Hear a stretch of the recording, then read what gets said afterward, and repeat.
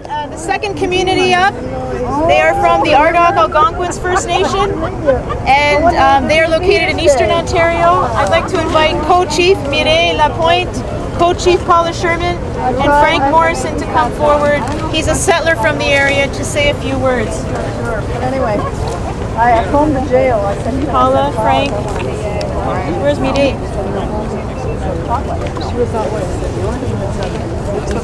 Okay. This is Co-Chief Paula Sherman.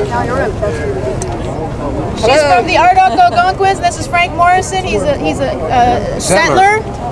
He's a landowner, and I'll hand it over to Co-Chief Paula Sherman.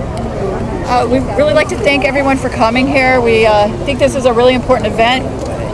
I really think the focus of this needs to be on the ability of First Nations communities, Indigenous peoples to say no to irresponsible development. And we're not anti-development.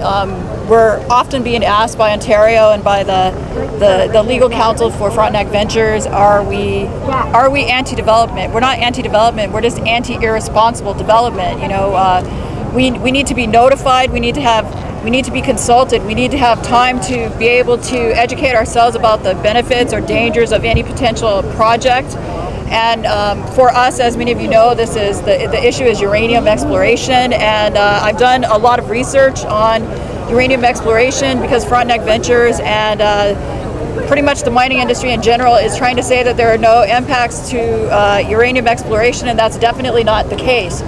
Water aquifers can be damaged from drilling into to get the core samples. The drills often crack aquifers, and which can lead to contamination of waterways. And where our community is located, the water flows up into the Ottawa and down into the St. Lawrence, so it can actually also affect Toronto, the GTA. So this is a large issue. The uranium, we're also concerned about the uranium, where that uranium is going to go and how it's going to be used.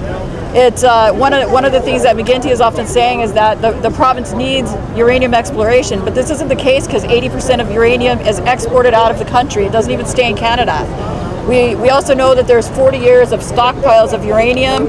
So why can't we use that uranium to for the nuclear facilities that are already here, why we develop new ways of technologies like wind power and solar power? If we were just putting as much money into developing solar technology as we're putting into trying to expand the nuclear industry, then I think that we would all be better off.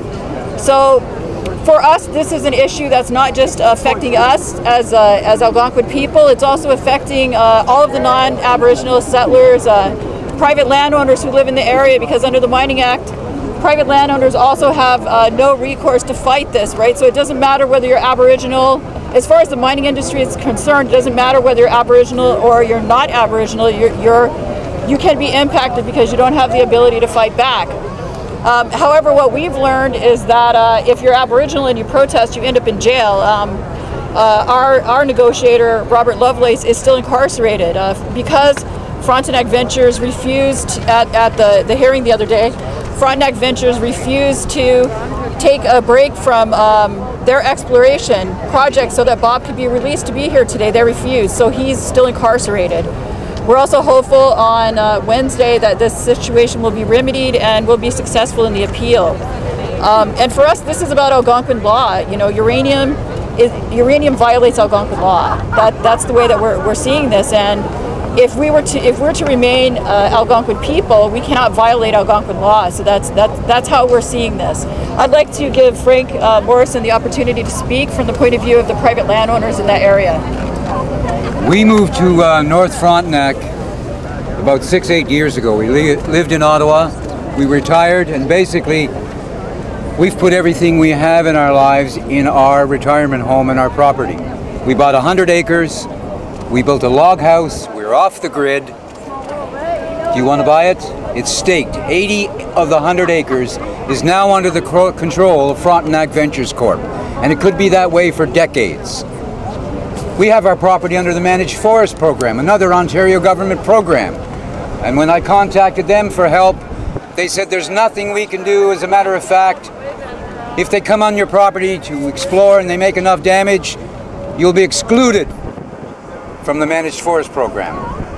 Every single government agency, and my wife Gloria, who's here today, We went for 6 months by ourselves and talked to every agency. We got nowhere. I have only one thing to say about the government departments in Ontario. They make wonderful posters, but most of them are a waste of time. And I wouldn't trust the Liberal government or the Conservative government over this issue, because neither one of them can say they're not involved with big business. Right up the line they are. And I myself feel that they're even influencing the courts to this degree. If you are a landowner in this country, you have no rights. The only right you have is to pay the taxes. My property is worthless. Our home cannot be sold because nobody will buy it. And it's the same situation up there. I've just come from there. The mining company is within meters of Crotch Lake. Crotch Lake is the water source for the city of Ottawa, Carleton Place, Almont, and a number of other communities down the line. You people in Toronto who think you are free of this, you've got another thing coming. You've got Port Hope just down the road. Go and talk to some of those people who are walking around full of radiation from that plant down there. And their town is polluted as well. That's what we can thank uranium mining for in this province. We don't need another uranium mine. We've got enough uranium stockpiled for decades. And we don't need uranium to go to the States for their armaments program. And that's what we're doing, folks. This country is about to make itself an international waste dump. They're going to collect the waste uranium, bring it back here, and reprocess it. Isn't that a wonderful thing? The only thing we can do, every individual in this province has got to wake up, government officials, and tell them it's about time you governed for the people, not over the people, and telling them what you're going to do. It's about time we tell them what we want to do, and what we want to do is stop uranium mining, and we do not need any more nuclear reactors. We do not need. All we have to do is take that $40 billion and put it where it should be spent, on people-friendly energy, not something that one day is going to turn around and bite our grandchildren and our great-grandchildren for decades to come. Right. Talk to your MPs. Get involved. There's no other way it can be done. One person can't do it, but if all of Ontario's residents get on board on this, and they must, we can turn this around. Thank you.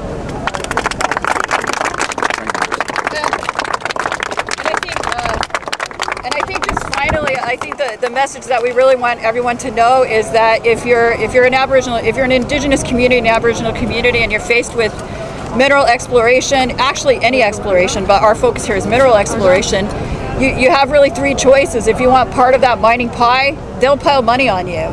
They'll give you money for lawyers, you know, they'll do all those kinds of things. However, if you're a community that for whatever reason in these current generations do not want that development, you have two choices: get out of the way or go to jail, you know, or be fined. You know, I was fined $15,000, and Bob Lovelace was fined $25,000, and our community was fined $10,000. You know, so this is the reality that we're living with. If we want to say no, we have the choice. We either have to get out of the way or we have to go to jail and face these stiff penalties. So you know, Minister Bryant needs to wake up, McGuinty needs to wake up and to deal with this issue once and for all. We have a right to say no to irresponsible development on our lands, and that's what we're here to say today. Thank you.